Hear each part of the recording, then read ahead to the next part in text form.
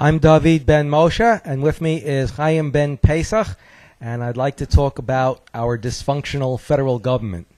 Those of you who watch our show in Queens, those of you who read New York newspapers, and those of you who live here and hear the news every so often, you know how dysfunctional our state government is. We have a triumvirate of Mouseketeers, a governor, a head of the Assembly, and a head of the Senate. And those three make all the backroom deals. Those three are the power brokers. The rest of the Senate and Assembly are just yes men. But if you think our federal government is any better, let me give you these points to ponder. We have a federal government who can't or won't control our borders. We have a federal government who can't or won't deport all the illegals back to where they came from. And once that amnesty bill was defeated, all of a sudden the number of 11 or 12 million illegals all of a sudden became 20 to 22 million illegals. Why is it they weren't honest with us to begin with? We also have a federal government who can't or won't stop giving benefits to these illegals. They use our hospitals as their primary care physician. They get education. Their children get free education. We have a federal government who can't or won't win a war in Iraq. They start a war, and then they just let it go on infinitum. They just can't or won't win it. We have a federal government that can't or won't control the size of its growth. Franklin Delano Roosevelt fought World War II with a far smaller government than we have today. I think it was about 1/12 the size. We have a federal government who can't or won't control their spending. They brag about the deficit being smaller than it has been. Well, a deficit means you are still spending more than you're taking in, and you're adding on to a national debt that is approaching $9 trillion. How do you ever expect to pay that off?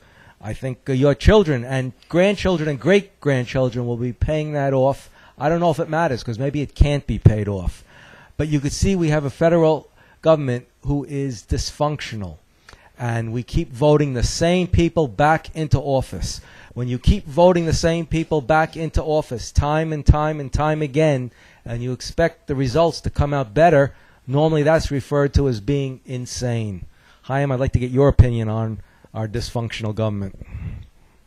When the strongest nation in the world cannot win a war against a third world banana republic like Iraq, when the richest nation in the world cannot control and manage its own budget and its own spending policies, when the most technologically advanced nation in history cannot invent a way to cure our addiction to oil, our destructive, suicidal addiction to oil, when the greatest nation in the world and the most moral nation in the world now spreads immorality and evil through movies and music and Hollywood all over the world, when the nation that once represented hope now represents despair and moral decadence everywhere in the world, and setting up a white flag of surrender to all the evil people of the world, to the Muslims and all the evil people of the world. When that has happened, that means it's time for completely new leadership for America. Completely new leadership. Because the current leadership that we have in both political parties has failed us.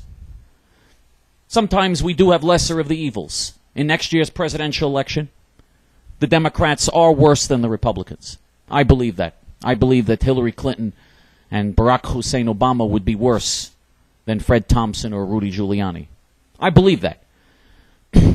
But even Fred Thompson or Rudy Giuliani or the Republican candidates are not offering us answers. The American people desperately want answers. The American people are worried about our borders. That's why the American people rose up against this illegal alien amnesty bill. This illegal alien amnesty bill had overwhelming support in the Congress, had overwhelming support from the news media, from all the people in the establishment, from the multinational corporations that control this country. But the American people rose up and said, we don't want this, and threatened senators and congressmen with defeat. And that brought down that bill and prevented that catastrophe from becoming law, giving amnesty to another 25 million illegal aliens. And so the American people are concerned. They sense that we're going in the wrong direction. They sense something is wrong. They understand that we're in a lot of trouble. They understand that when we talk about our children and grandchildren and great-grand, we're not going to have a country to hand over to our children. This country is going to be a third world banana republic by the time our children are in our age. That's where we're headed. And I just want to point out that polls show that as far as the president goes, all the polls, not the ones that count in November, but the what you call, I guess, straw polls, they show the President Bush is in the high 20s, sometimes in the 30s if something good happens. But Congress is only about half that. So the American people are not looking at one party. They're not looking at one branch of government. They're saying the whole setup stinks, and they want change. And I don't know how you get change when both candidates from both major parties are offering little hope. Well, actually, one party is offering no hope.